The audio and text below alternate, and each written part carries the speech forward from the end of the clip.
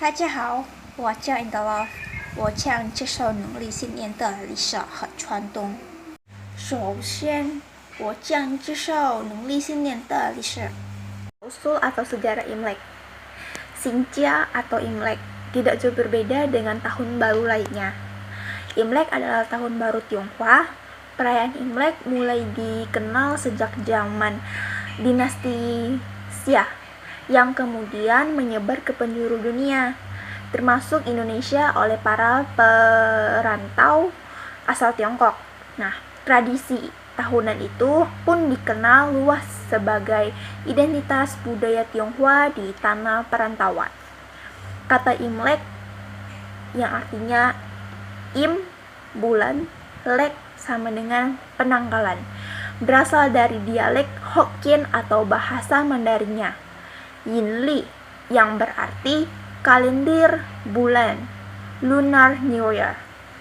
Menurut sejarah, Xinjia merupakan sebuah perayaan yang dilakukan oleh para petani di Tiongkok yang biasanya jatuh pada tanggal 1 di bulan pertama di awal tahun baru. Hari Raya Imlek merupakan istilah umum kalau dalam bahasa Tiongkok disebut dengan Chungjia yang berarti Hari Raya Musim Semi. Hari Raya ini jatuh pada bulan Februari dan bila di negeri Tiongkok, Korea, dan Jepang ditandai dengan sudah mulainya musim semi, sehingga perayaan ini juga berkaitan erat dengan pesta perayaan datangnya musim semi. Dahulu, negeri Tiongkok dikenal dengan negara agraris. Setelah musim dingin berlalu, masyarakat mulai bercocok tanam dan panen. Tibanya masa panen bersamaan waktunya dengan musim semi, cuaca cerah, bunga-bunga mekar dan berkembang. Lalu, musim panen ini dirayakan oleh masyarakat. Kegembiraan itu tergambar jelas dan dari sikap masyarakat yang saling mengucapkan Gongxi Facai kepada keluarga, kerabat, maupun teman. Gongxi Facai artinya ucapan selamat dan semoga banyak rezeki. Adat ini kemudian dibawa oleh masyarakat Tionghoa tentunya kemanapun mereka merantau, termasuk ke Indonesia. Nah, perayaan Imlek dimulai pada tanggal 30 bulan ke-12 dan berakhir pada tanggal 15 bulan pertama atau yang lebih dikenal dengan Cap Gomeh. Perayaan Imlek meliputi sembahyang Imlek, sembahyang kepada Sang Pencipta Tuhan, Tian dalam artinya itu Tuhan, dan perayaan Cap Gomeh. Selanjutnya ada tradisi Imlek yang harus kita lakukan. Yang pertama ialah membersihkan rumah. Menyapu rumah berarti juga memberikan rumah agar kotoran yang dianggap sebagai simbol kesialan dapat disingkirkan, hingga tersedialah ruang yang cukup untuk menampung keberuntungan pada hari Imlek. Selain itu, mereka akan menyingkirkan sapu dan sikat dari jangkauan pada hari pertama Imlek. Karena tahun baru Imlek akan berarti mengusir keberuntungan yang hadir di rumah kita jika kita menyapu atau membersihkan rumah pada hari pertama Imlek. Tradisi kedua ialah wajib memiliki unsur warna merah karena merah dianggap sebagai warna Ong. Menurut kepercayaan orang Tionghoa, Nian atau sejenis makhluk buas yang hidup di dasar laut atau gunung akan keluar saat musim semi atau saat tahun baru Imlek. Kedatangan mereka pun dilanjutkan dengan mengganggu manusia, terutama anak kecil. Namun, jangan khawatir, menghias rumah, pakaian, dan aksesoris berwarna merah dapat mengusir Nian karena ia takut dengan warna merah. Jadi, tidak heran kalau nuansa merah begitu jelas terlihat saat Imlek. Selain itu, warna Imlek juga memiliki arti akan harapan terhadap hal-hal yang baik di tahun yang baru. Nah, tradisi yang ketiga ialah memberikan angpau. Bagi anak-anak, Dan yang masih lajang, Imlek berarti banjir uang karena orang tua atau mereka yang sudah menikah diwajibkan memberikan angpau. Jumlahnya tidak harus besar, yang penting berupa uang kertas baru. Yang keempat ialah mempersiapkan makanan. Nah, di hari Imlek, kue keranjang dan jeruk juga menjadi ciri khas Imlek. Tidak hanya itu, saat Imlek mereka juga menyajikan makanan di atas nampan berbentuk segi 6, segi 8, atau bulat dengan isi yang beragam seperti buah kering, biji-bijian, kacang-kacangan, dan permen.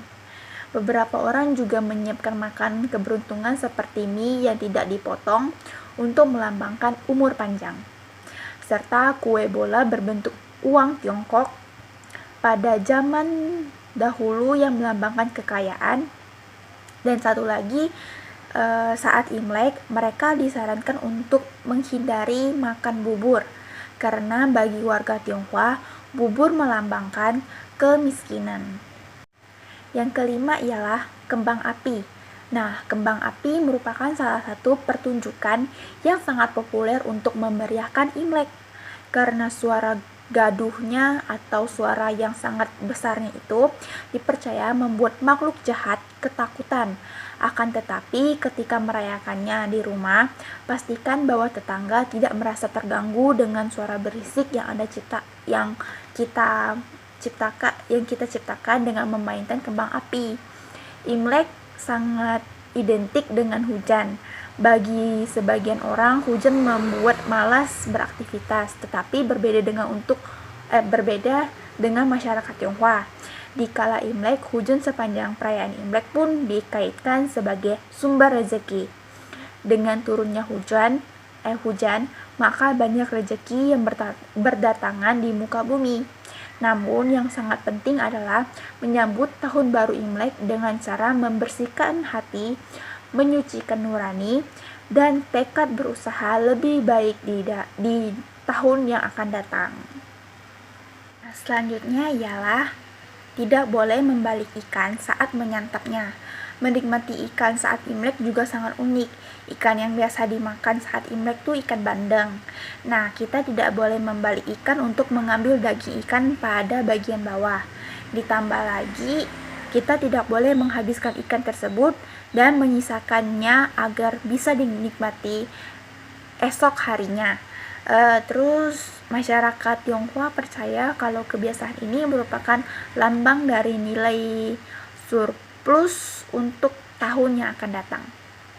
Nah, yang terakhir ialah mengunjungi keluarga besar. Nah, di hari Imlek kita tuh pasti bakal mengunjungi keluarga besar kita, kerabat-kerabat kita yang jauh.